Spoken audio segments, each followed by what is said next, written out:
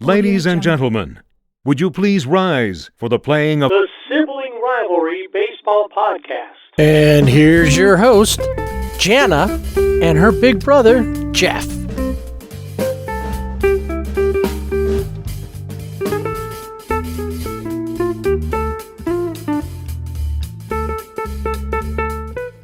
Thanks for joining me this week on the Sibling Rivalry Baseball Podcast. I am your host, Jeff, and I'm here all alone this week as Jana was off enjoying herself and then some other things. We'll talk about her. We'll talk with her next week about everything that happened, what she went and did, other changes that are going on with her. And next week we'll talk about playoffs more in depth.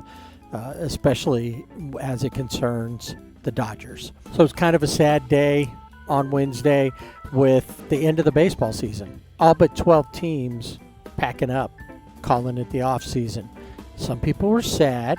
I know I was a little sad, even though the playoffs are coming. Still, there's a lot of baseball every single day. Playoffs, at the beginning, there'll be a lot. We'll talk a little bit about that. But as it goes on, then you get to just one game a day. It's not as great, but it'll be the playoffs, and hopefully if the Dodgers win it all, that'll be even better. Like I said, some happy things happen, some sad things happen. One in particular is all in how you look at it. So let's get right to it on this week's Sibling Rivalry Baseball Podcast.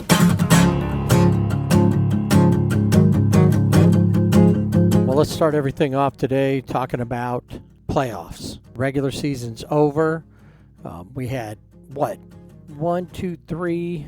total teams win over 100 games. Only the Astros did it in the American League. The Yankees were number 2 at 99. Dodgers, 111 wins on the season. The Braves and the Mets actually tied with the regular season record, but because the Braves swept the Mets just this last weekend, they got the tiebreaker, so they win the NL East. They came from way back, one of the best records since like June, and at one point they were like 7.5 games back, and they overtook the Mets to win the East. Only a couple of teams that made the playoffs, the Padres and the Phillies in the National League, had under 90 wins, and the Rays out of Tampa Bay was the only team that had under 90 wins. So here's the final playoff setup. In the National League, you're going to have St. Louis playing Philadelphia. St. Louis is the home team by virtue of the fact that they're the number 3 seed, and they won the NL Central. Philadelphia, the last of the wild card teams, will take them on.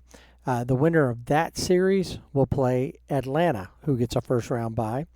And then the Mets and the Padres will be taking each other on, with the Mets holding home court advantage on that one. So all 3 games of the wild card series will be played in either St. Louis or at Citi Field with the Mets. There won't be a back and forth with that. It starts tomorrow, Friday, Saturday, Sunday, and then we look towards the division series, which will be the Mets or the Padres will take on the Dodgers at Dodger Stadium. The Dodgers have won home field advantage throughout by virtue of their MLB best record. In the American League, Tampa Bay will be heading to Cleveland. Winner of that series will play the Yankees, and then Seattle will play Toronto in Toronto. Houston will be waiting for them. And once we get to the division series, there is home and away. So like the Dodgers, the Braves, the Yankees, and Houston will play the first 2 games of the series at home, and then they will head on the road to play whoever they end up with. It looks like overall, we're not going to do a Will of IL this week because we're going into the playoffs. And a lot of guys just ended up being out for the season because they weren't going to go anywhere else. They just figured, let's shut it down. Some of the teams like Atlanta has some pitchers out. Spencer Strider talking about he's had an oblique out my side issue. And will he be back to pitch in any part of the playoffs? Remains to be seen, but they're hoping. Kirby Yates, another pitcher for them, is also sitting there as maybe a potential return, as well as Ozzie Albies, who, if you remember, broke a finger. And the Mets have Starling Marte out. Not sure what's going on. As of just a couple of days ago, he wasn't able to grip the bat. He has a displaced fracture in his right middle finger, and he just can't grip the bat. So it may be maybe they were hoping to play in the division series, but they fell apart, and the Braves ended up taking it. But he may be back for that if they make it that far. Philadelphia, just a couple of players, nothing big. St. Louis the same way. Tampa Bay had been looking good going in. They got Tyler Glass now back, who's been looking pretty good, and they're going to use him as a starter. Came back at just the right time for the playoffs. He's been gone quite a bit for quite a while. I think he had the Tommy John surgery, as I recall, and so he's just finally getting back into play. But he's back in time for the playoffs, which helps with Shane McCallahan. He can kind of come in and slot in number 2 behind him. But one of their top relievers, Colin Posh, had an oblique injury. Another one of those oblique out my side injuries. So not sure what's going to happen with him, but it does look like he's out for the remainder of the season, however much longer that may be for Tampa Bay. Toronto's got a couple of their big names or big contributors on the verge of coming back. Lourdes Gurriel Jr. and Santiago Espinal, who I believe was a player of the week at one point during the season. Both of those they're about the same spot on their way. Cleveland got Zach Plesac back after he slammed his fist into the ground and broke a bone. Looks like he's good. He's been activated. Seattle, they might be hurting a little bit. They did get Julio Rodriguez back, so that's a big thing. But Sam Haggerty, utility player that they have, is having issues, groin issues, and that could be a big blow to them because he has been a major contributor with them. But getting Julio Rodriguez back at the right time is perfect. Houston, the Asterisks aren't really without anybody at this point other than Michael Brantley, but he's been gone all season long. They did all this without him. Yankees are potentially getting Matt Carpenter back, who had a great season up until his injury. Andrew Benintendi and Frankie Montas are both guys that they think they might be able to get back in there. And then, of course, we'll talk a little bit more next week about what's happening with the Dodgers. But Chris Taylor having some neck issues. Skip, Blake Trinan, Dustin May, Code Red there. All of them are in different stages of recover from whatever was happening with them. Not sure. I think the one that's probably the closest to coming back is Skip Bickford. And then we'll see. Blake Trinan came back, had some issues. Dustin came back, pitched well in a couple spots, but then just kind of fell off. Probably won't see them on the division series rosters. But like I said, we'll talk about that more next week when they actually start play, which we'll talk about a little bit more during the Dodger segment. So lots to talk about overall. We're gonna do a full wrap up on the season. The Angels, that'll be the end of it. We won't talk about the Angels until maybe later, till one of the last episodes where we kind of look into things and what to expect. Dodgers, we'll put the wrap up on that. Take a couple of minutes to kind of think about where they are and if anything that's happened is a foreshadowing for the playoffs, and then we'll get to around baseball, and we'll fill in some of the holes for some things. We'll talk about the MILB, the minors playoffs, and who won those. Who else will be joining in on the World Baseball Classic, and a few other things. And we'll also take one last look at the league leaders. So why don't we go ahead and head on over to the Big A.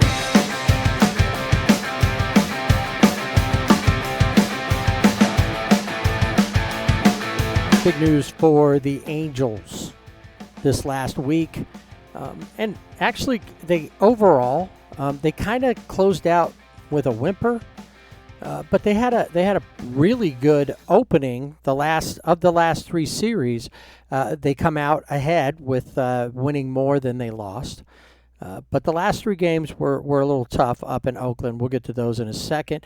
One thing that did happen here at the end was the return of Anthony Rendon. So he won't have to serve his suspension for getting into that brawl with the Mariners back when he was injured with a cast on his arm next season. He took care of it this season and even got a couple of games in. So let's take a look right now at the first series with the A's, and that was at home. 4-3. They sweep the A's. Well, just to put that there, they sweep the A's. Patrick Sandoval pitched Game 1, Michael Lorenzen in Game 2, and Shohei in Game 3. Sandoval really good, kind of his standard, threw 5 1/3, gave up 6 hits, only 3 runs, struck out 4. Ryan Tepera actually ends up getting the win. Jimmy Herget grabs a save. And Luis Rengifo, Livon Soto, Joe Adell, and Matt Thaiss all with RBIs. Shohei, Taylor Ward, and Matt Duffy, 2 hits each.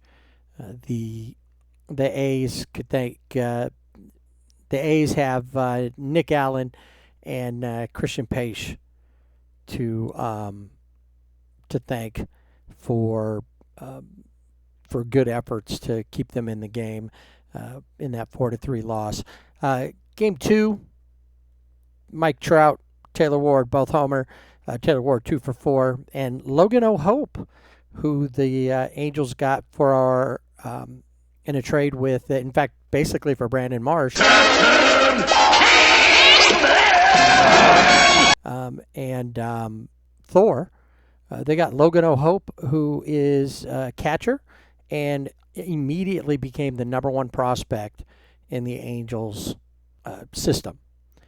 He made his debut, and like I said, Michael Lorenzen, not too bad. 8 strikeouts, over 5 innings, gave up 3 hits and 1 run. Connor Capel had an RBI, and Tony Kemp scored the 1 run for the A's. Connor Capel plays in with a run, and Dermis Garcia also came in, or a single, not a run, but a single. And Dermis Garcia got a single as well to break up Shohei's no-hit bid. He throws 8, gives up the 2 hits, strikes out 10, and gives up a walk. It was a ball that kind of ate up Livon Soto. He tried to make a play on it, couldn't do it, got past him, and that broke up the no-hitter. And in that one, 13 team hits for them. It was Aaron Loop who gave up the 2 runs to the A's. Livon Soto and Rengifo, both with 2 hits. Shohei, 2 for 4 in his outing, trying to help himself out. Trout, 1 for 3 with a double. And Taylor Ward, 3 for 3. Max Stassi, along with Taylor, had a home run. So they finish up with the A's. They have 3 more to go, and at that point they welcome in the Rangers for the final series against them for this season, and they sweep them too. It's pretty incredible. They had, at that point, coming in from the week prior, a 7-game win streak before they would finally lose. The only other team in MLB to kind of finish the season close to like that was the Cubs, who also had a 7-game win streak. So Game 1 versus Texas sees Anthony Rendon get activated to start serving that 3-game suspension. Reed Detmers on the hill goes 6, gives up 1 run, strikes out 9. The team struck out 16 total. Rengifo with a home run. Adell with a home run and 2 hits. Trout, Shohei, and Ward all with 2 hits apiece. Game 2, Jose Suarez on the mound. He throws 7 innings, gives up 2 hits, 2 runs, strikes out 6. Livon Soto, 3 for 3 that night. And Kurt Suzuki, as he's finishing up his career. This is pretty much his last homestand. And Matt Thaiss both get an RBI in the 3-2 victory. Nathaniel Lowe with the home run and 2 RBIs for the Rangers. We finish everything up on with the Sunday match, which had we not had that delay because of the lockout, this would have been it. The Sunday game would have been the end of the season. And if that had been the case, Aaron Judge wouldn't have hit 62. At least we don't think. Maybe he would have. But he needed to get he needed to go on. We'll talk about that coming up in a little bit. And in this game was the very last game for Kurt Suzuki, a home game in an Angels uniform as a home game, not total. But he came out, caught the very first pitch, and then they took him out of the game, and that was it. That was the end of his Angel career in Anaheim with home games. Guy won a World Series championship, spent a lot of time. He had a decent career. Farewell to him. Obviously, he still has about 3 more games, and he finished up where he started out. Mike Trout drove the Angels that day to an 8-3 victory. Went 3 for 4, hitting his 39th home run, and becomes the player. We already know that he owns Seattle. Hit more home runs against Seattle than any other player. Now he can say he's hit more home runs versus the Texas Rangers since they've been in Texas, because at one time they were the Washington Senators. And he passes Reggie Jackson as the most home runs versus the Rangers all time. Taylor Ward 3 for 4 with an RBI. Logan O'Hope plays in there well, gets a hit. Soto, Livon 3 for 4. And David Fletcher back off of the IL from that broken hand finger thing going on, goes 2 for 4. Corey Seager with a home run and 2 RBIs to power the 3 runs by the Rangers, and that wraps that series. So they sweep the first 2 series of the last 3, and then they head up to Oakland. Patrick Sandoval back on the hill again. He doesn't give up a run during his 6 innings. Strikes out 6. Nope, it was Jimmy Herget and Jose Quijada who kind of let things fall apart. And they do go to innings, but the A's walk away with a 5-4 win. Anthony Rendon back in the game goes 0 for 2, strikes out twice, and commits an error. Rengifo replaces him at third base, goes 0 for 2. He does get a walk and an error. Livon Soto 2 for 5, as well was Taylor Ward. Joe Adell with 2 RBIs. It was Seth Brown and Tony Kemp who helped the A's win that game. Tony Kemp singling in the ghost runner in innings. Second night of the series, almost the same idea. Innings once again, only this time the Angels only lose 2-1. Still a 1-run game, but they still lost. Lorenzen, another great start. 6 innings pitched, 3 hits, gives up no runs, strikes out 7. It is Andrew Wantz and Ryan Tepera who give up the 2 runs. Livon Soto 1 for 1 with a run scored. Matt Duffy 2 for 4. And Mike Trout finishing out the season strong, 2 for 4. Sean Murphy was the catalyst for the A's, going 3 for 5. And then finally, in the final game of the sweep, Shohei Ohtani once again makes history, becomes the first player to not only qualify as a pitcher for all the end of the season stats, also as a batter. So he doesn't, if you don't get enough innings pitched and things like that, you don't qualify for certain stats at the end.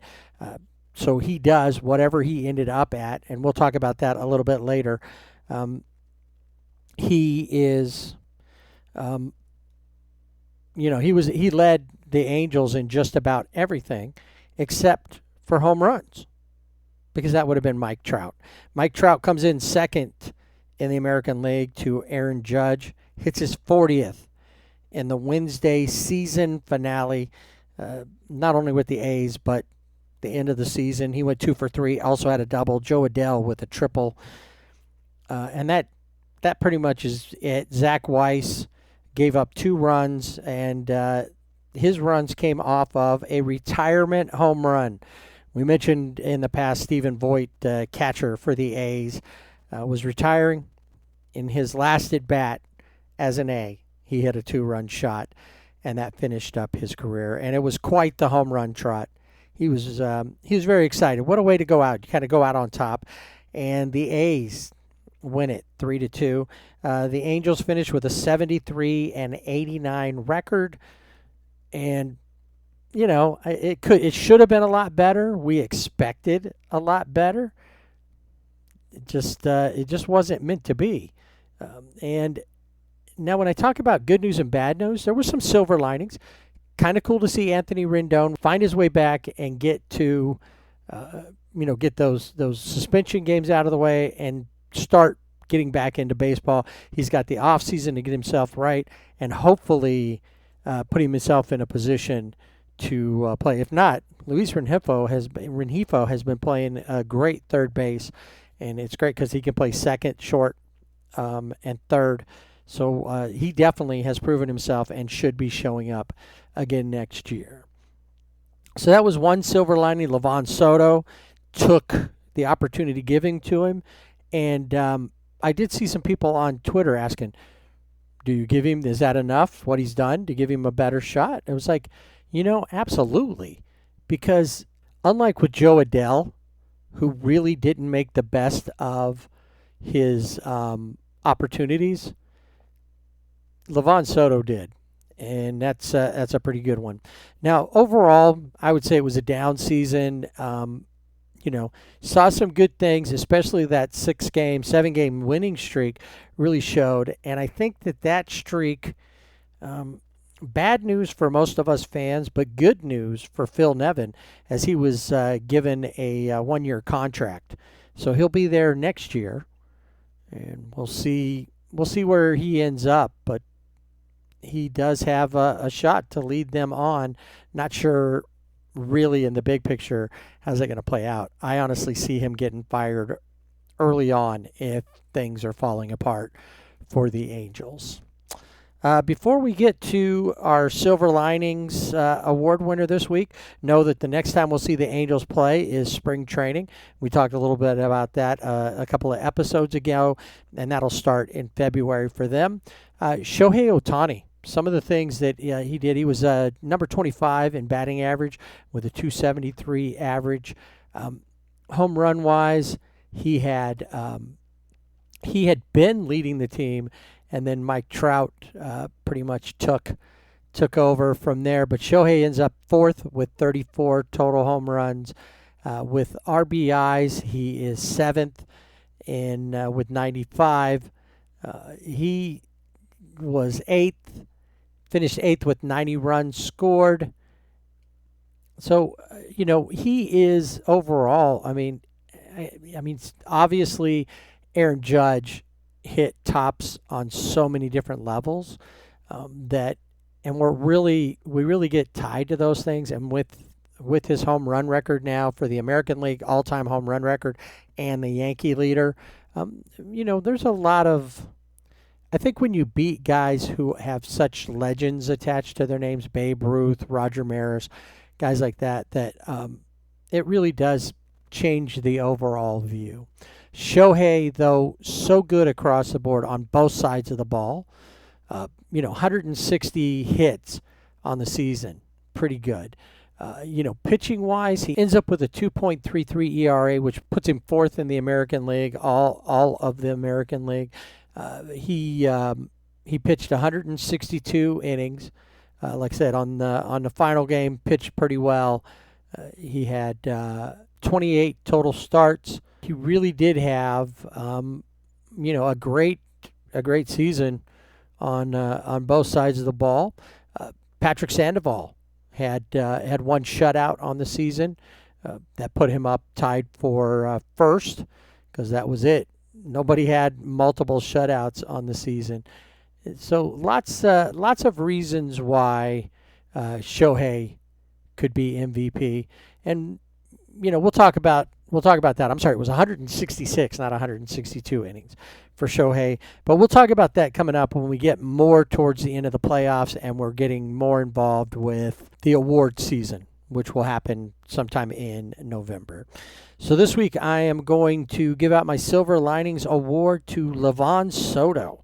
The rookie hit 448, had 3 doubles, a triple, 13 hits, 5 RBIs, and played pretty decent defense all in every game there between short and second. Mostly it's short.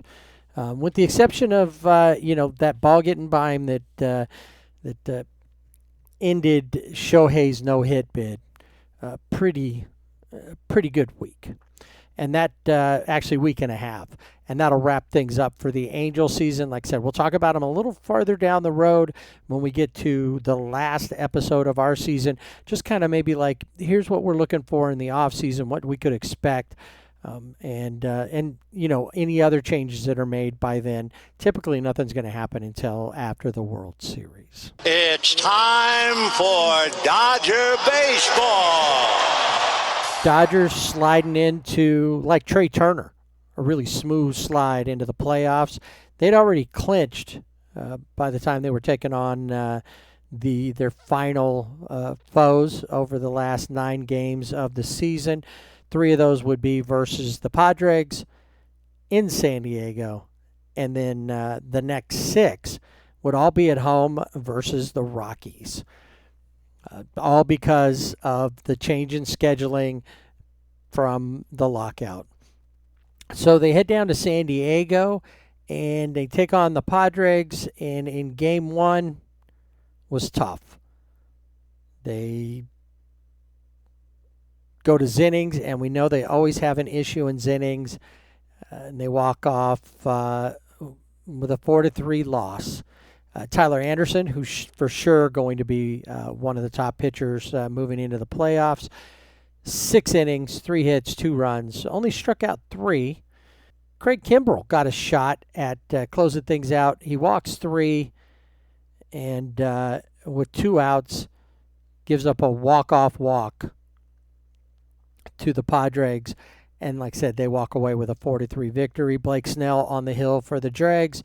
It's going to be interesting to see them in the playoffs as well, because Blake Snell, Yu Darvish, Joe Musgrove, even Mike Clevenger has his moments. It'll be Sean Manaea has also, in one of his later starts here to end the season, pitched pretty well. So, and that's when they clinched. It took them till almost the end to finally clinch their playoff spot. They got in before the Phillies did, but they had a hard time. And we really thought they were going to be kind of like Dodgers, Padres this year, like it was Giants and Dodgers last year.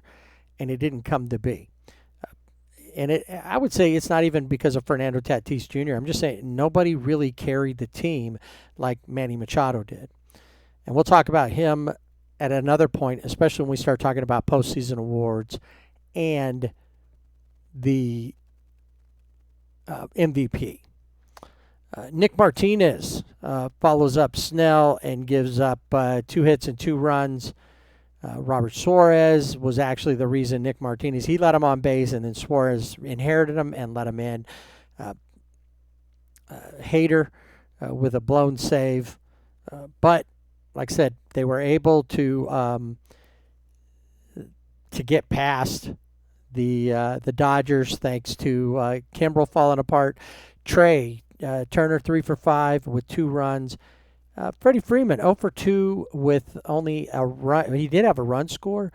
Max had a couple of RBIs. One of those with a fielder's choice and a wild pitch, actually, by Josh Hader that allowed a run to score. So he picked up a RBI there. CT3 with a single and an RBI. Game 2 saw Julio on the mound and another Zenings game. Not a lot of offense from either team in that game. Julio goes 6, gives up no runs, only strikes out 5. Vesia gave up a hit, and then Phillips, Almonte, and Conley all shut down the Dregs. Mookie with 2 hits, Freddie with a hit and an RBI. Only 5 team hits total, and they walk away with a 1-0 victory. Joe Musgrove, 5 hits, 5 innings and 5 hits, but no runs given up. It was the bullpen that fell apart for him, and that's going to be a Padres issue going into the playoffs. Game 3 versus the Dregs, it was a jumbo jack game and a bullpen game. Brusdar Gratterall, bazooka on the mound to start it. Goes an inning, gives up 3 hits, 2 runs. David Price to the end gets the save. Andrew Haney comes out of the pen for 4 innings, gives up 3 hits, no runs, strikeout 6. Even when he's not pitching well, he's striking out a lot. Trey Turner, Will Smith, 2 hits each. Smith with a home run, and Miguel Vargas 1 for 2 with 3 RBIs, scoring Smith, Trey, and Freddie. It was Jurickson Profar and Brandon Drury who helped kind of drive the offense for the Dregs. And that wrapped it up. No more versus the Dregs unless the Dregs beat the Mets to play the Dodgers. And honestly, between the two of them, I think I'd rather see the Padres because the Dodgers won 14 of 19 against them, 14-5 over the series. They pretty much owned them. It didn't look like in the past where they would, play. They didn't play them as tough as they have in the past. And that brings in the Rockies for the final series of the season. The Dodgers can't get too comfortable because they've had these last 6 at home. They were only down in San Diego for the 3. They have last 6 games at home, and then they've got the first part of the playoffs off, so they don't start playing again until the 11th. They'll play the 11th and 12th, and then the next time they'll play away from home would be the 14th with a travel day.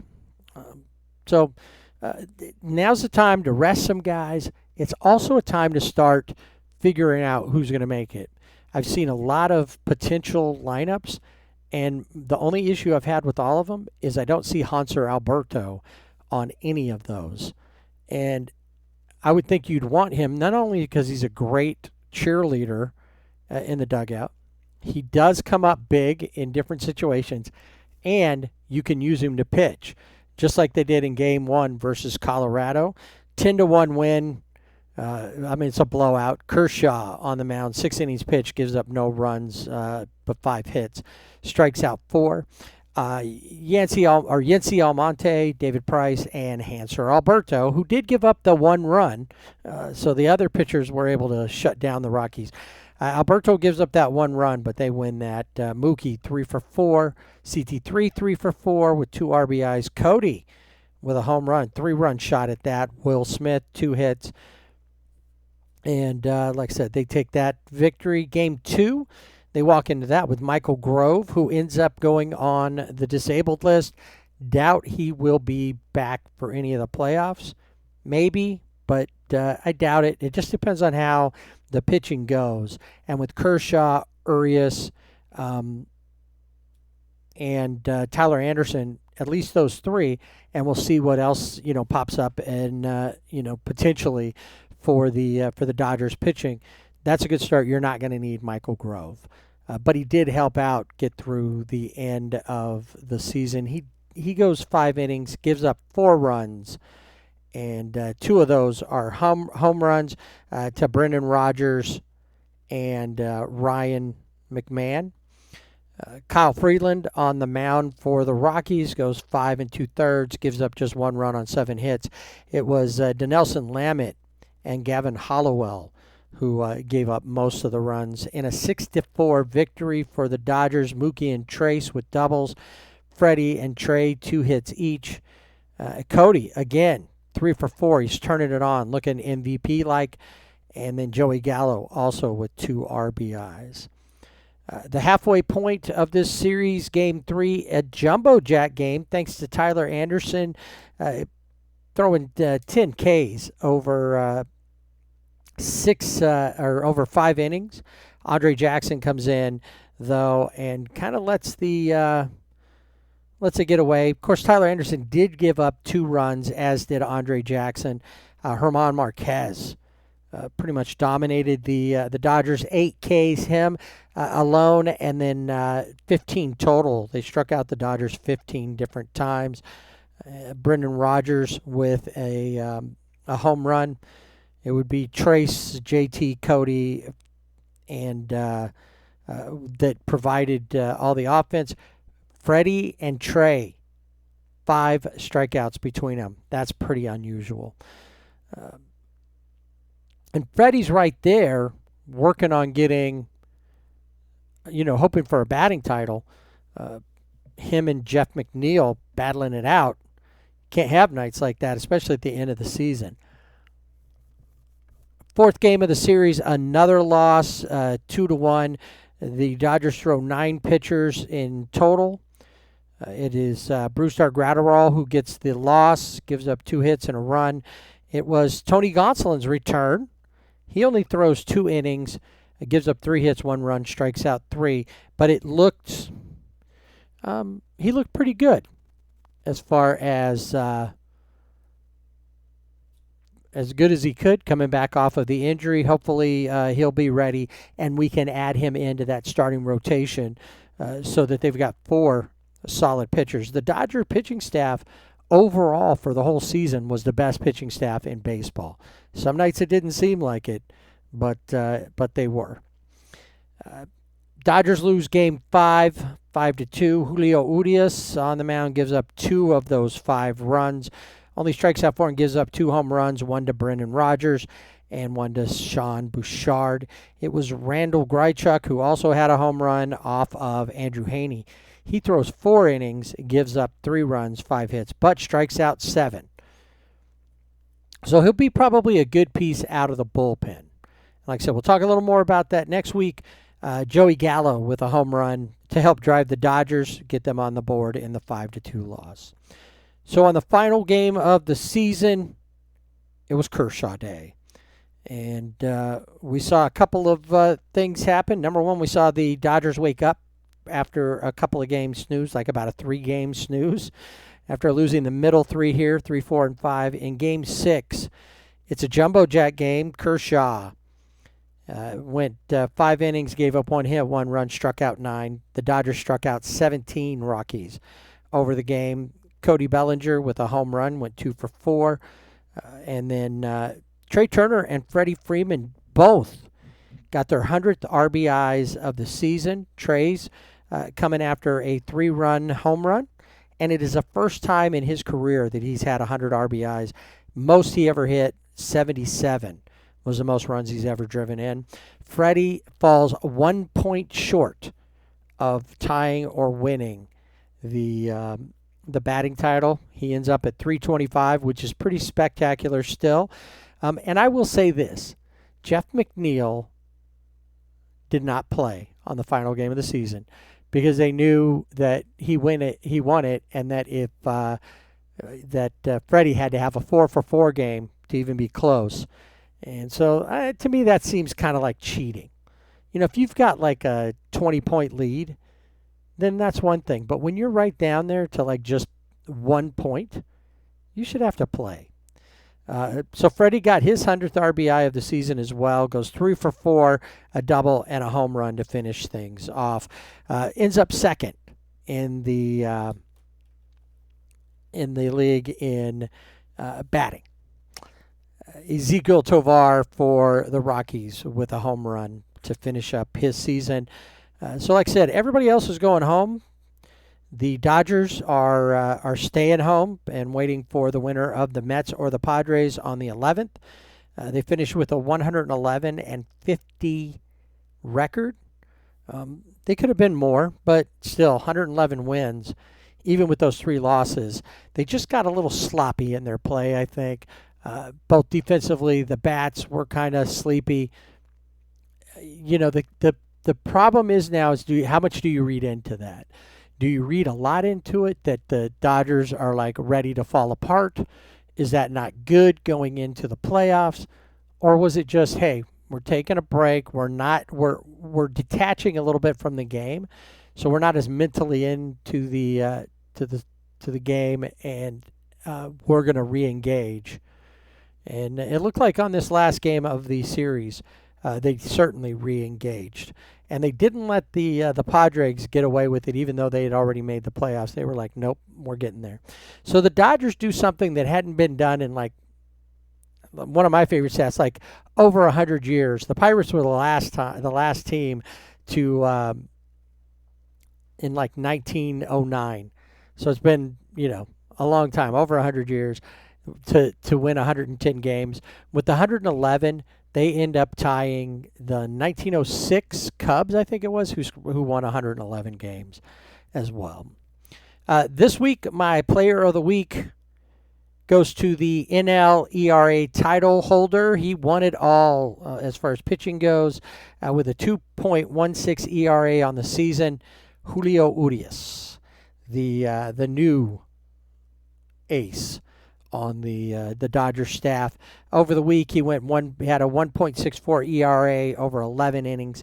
Just gave up 2 runs, which were 2 home runs, which we talked about that he gave up just in that Game 5 loss of the series with Colorado.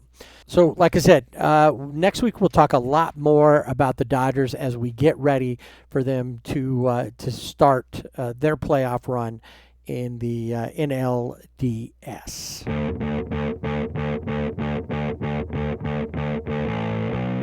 All right, I'm hopping in the dugout cart to take a ride around baseball. I want to remind you that you can catch us on social media.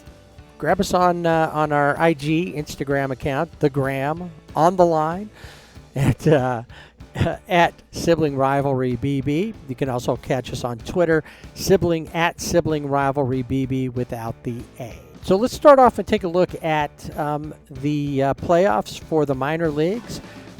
Talked about and made a big deal about the whole deal going up in Vegas. The first time they've ever done this. There are 2 AAA leagues, the Pacific Coast League and the International League. And the champion of each league, so almost like the American League and the National League, the championship of the PCL and the International Leagues were both played in Vegas. El Paso Chihuahuas, the Padres team, and the Reno Aces faced off. And then from the International League, it was the Nashville Sounds versus the Durham Bulls. The winners of those games went on to play the championship.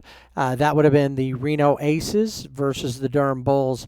And thanks to Bly Madras's 4-hit, 4 RBI game, the Durham Bulls walked away as the AAA champions. For the first time that they've ever done this, looks exciting and looks like something that you'll want to do again next year, maybe even be part of, maybe make a trip to Vegas for that.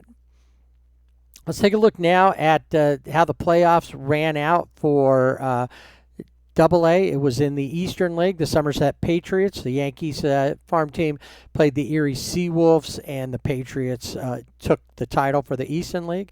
In the Southern League, the Tennessee Smokies took on the Angels Double-A team, the Rocket City Trash Pandas, and they went on, Tennessee Smokies went on to play the Pensacola Blue Wahoos, the Marlins team. They had taken out the Montgomery Biscuits. And the Tennessee Smokies, the Southern League champs. Wichita Wind Surge versus the Frisco Rough Riders for the Texas League. And the Dodgers Double-A team, the Tulsa Drillers, took on Wichita's Wind Surge. The Twins team, Wichita used to be the team, the Baby Kings, that was out of New Orleans. They're there now. They get beat by the Rangers Double-A team, the Frisco Rough Riders. So that's the Texas League champ is the Rough Riders. High A saw the South Bend Cubs over the Lake City Captains. For the the Midwest League, the South Atlantic League, the Bowling Green Hot Rods over the Aberdeen Ironbirds. And in the Northwest League, it was the Eugene Emeralds over the Vancouver Canadians. Cal League in the Single A, Lake Elsinore Storm took it. The Carolina League was Charleston River Dogs, and the Florida State League was the St. Lucie Mets. They beat the somewhere in Florida Blue Jays. going to run through real quick. I didn't find, and I don't think they did any players of the week for the last week and a half of the series, but we did have players of the month. And the players of the month for the AL was Aaron Judge, hitting .417 with 10 home runs and a .1434 OPS. Edward Escobar had a .340 average, 8 home runs, and a .1042 OPS to be the NL Player of the Month. Emmanuel Clase, 10 saves on the month, and Camilo Doval out of San Francisco got the National League nod with 9 saves over 13 games and a 1.38 ERA. Pitchers of the month would be Alek Manoah, who you will see start for the Toronto Blue Jays in the wild card series. 6 starts and a 0.88 ERA. Yu Darvish from the Padres get the National League Pitcher of the Month, 5-1 on the week and on the month, and 1.85 ERA to finish up the month. So great jobs by all those guys. And then finally, 2 guys that will probably figure into one, I think, is probably going to win the National League Rookie of the Year award, and that's probably Michael Harris too. Over here, the second. Sorry, Michael Harris the second. Michael Harris too. You're Michael Harris, and you're Michael Harris too. Michael Harris the second hits .324 with 6 home runs over 26 games in September, and then Stephen Kwan, who I think had a full season, would be probably ahead of Julio Rodriguez, but I think Julio is probably going to take the American League Rookie of the Year. Kwan in September, 21 runs scored over 28 games and a .325 batting average. Like I said, we talked a little bit about the issues with the injuries. Not going to do a full wheel of IL. One thing I do want to mention, and I didn't mention it up there, is that the 2 big pitchers that the Mets have had issues. Jake DeGrom, his issues are more from just coming back from a long-term injury and finding his way back in. Max Scherzer, who's had an oblique issue, oblique on my side, it's still affecting him. And he's going to say, instead, he said he had left side fatigue with that injury.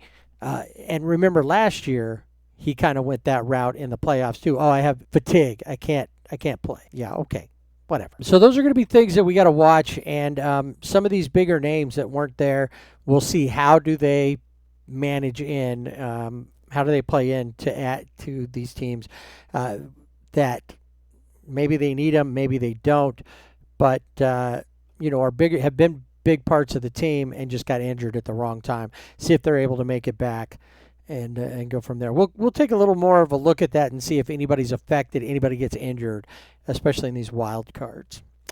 Now, last week, Jana told you all about the World Baseball qualifiers. We saw Great Britain and Czech Republic get in, and then this last week, the Panama qualifiers happened, and Panama and Nicaragua both move on, and they will be joining the other teams already in place, like Great Britain, Czech Republic, that have already earned their spot in the World Baseball Classic. We will start seeing all that happen in March, right in the middle of spring training. Another piece of information coming out of there, it looks like on March 11th in Miami, you will see Yadier Molina, the freshly retired Yadier Molina, coaching the Puerto Rico team. That's going to be fun because there's going to be a lot of pros and past pros coaching a lot of these teams. Obviously, there'll be a lot of players that are playing because we know that the U.S. team is already pretty stacked with Mike Trout being their captain. So as we talked about with the playoffs, want to mention too, a couple of droughts have been ended. The Phillies was a little shorter, only they hadn't been to the postseason since 2011.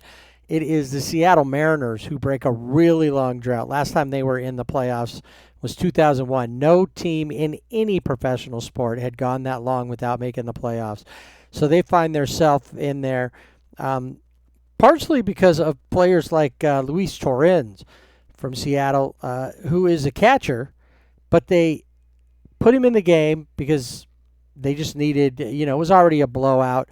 And he becomes the first player in Mariners history to earn a win, a position player to earn a win as a pitcher. And then the next day he was catching. And, of course, there were some jokes there I heard at different times about, well, if Shohei wants to keep up, he's going to have to pitch and catch in the same game. That's just what's got to happen. All right, and finally, before I close up shop today, Aaron Judge. We talked about him, 62 to carry the Yankees for a lot of the season. He was definitely the reason they got where they got. He becomes the all-time American League season home run leader in a season with 62. Of course, he becomes the Yankees leader as well with the 62, passing Roger Maris, who did it back in 1961. And if you're interested in that, there is a good movie called 61 that talks about that and the home run race between Roger Maris and Mickey Mantle. Now, the interesting thing is, while Aaron Judge was taking the spotlight, Garrett Cole was secretly becoming the all-time strikeout leader for the Yankees. Ron Guidry had set the record of 248 back in 1978.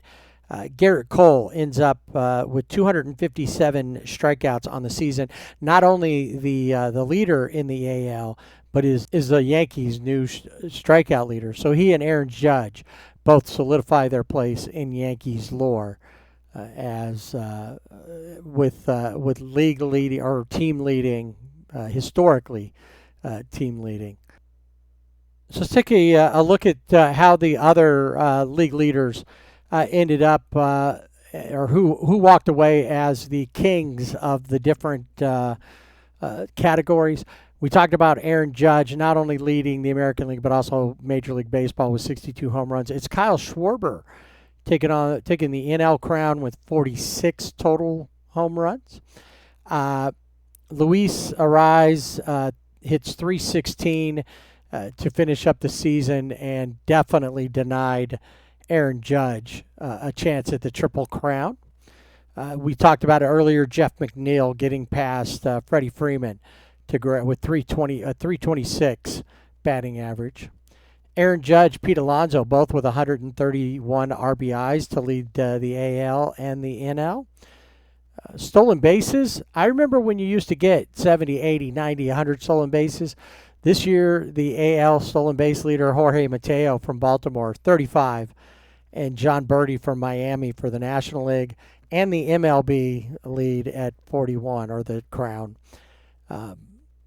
And then in pitching, it was presumptive Cy Young Award winner Justin Verlander with 18 wins. Kyle Wright from the Braves wins 21.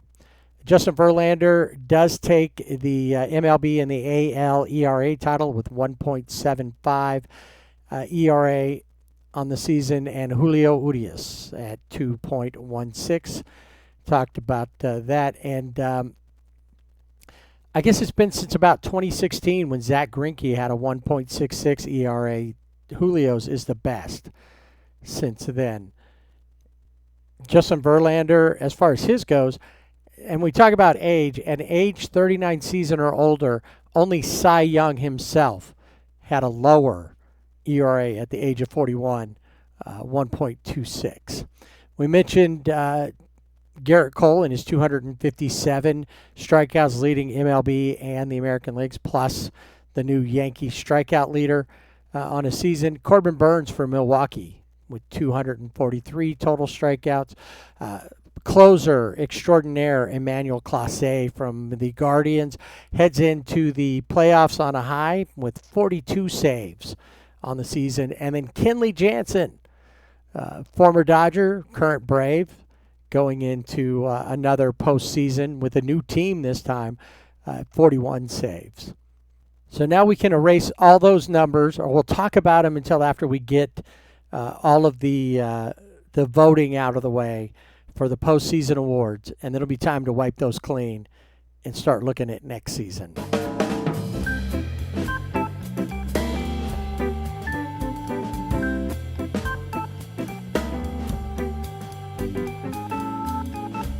That's going to wrap up this edition of Sibling Rivalry Baseball Podcast. Thanks for hanging in there with me this week, running solo. Just a lousy single. That's all I was. But hopefully it was for a win, right? I drove in the winning run. Jana will be back with us next week as we talk only playoffs, what happened in the wild card, and what's going on as we look at the NLDS and the ALDS. We'll also take a look at, we'll get you up to date on any changes in staff, at this point we're going to start seeing, now that the season's over, we're going to start seeing, like I talked about Phil Nevin. They went ahead and signed him for next year, so there's no question about it. He's not waiting during the off season. What they're going to do, they keep him in the loop so they can start planning for next season. Will there be other managers who were either signed, especially for the teams that we knew were going to lose managers, and who will just get fired that we didn't expect or we hadn't heard about? Makes you wonder too, what happens if the Yankees fall short, or any of these playoff teams? Will they fire Aaron Boone, let's say, if they can't get anywhere? They kind of whimpered and didn't. They played okay, but they didn't play great down the stretch. Didn't go out strong. So we'll see. All of that, we'll talk about all of that next week. And once again, find us on our social media, Twitter, at Sibling Rivalry BB without the A, Instagram, at Sibling Rivalry BB with the A. The other one without. Twitter's without, Instagram with. We'll talk to you next week, sharing all that information, and Jana will be back. We'll talk about what's going on with her as well. So thanks for listening in, and don't forget to swing away.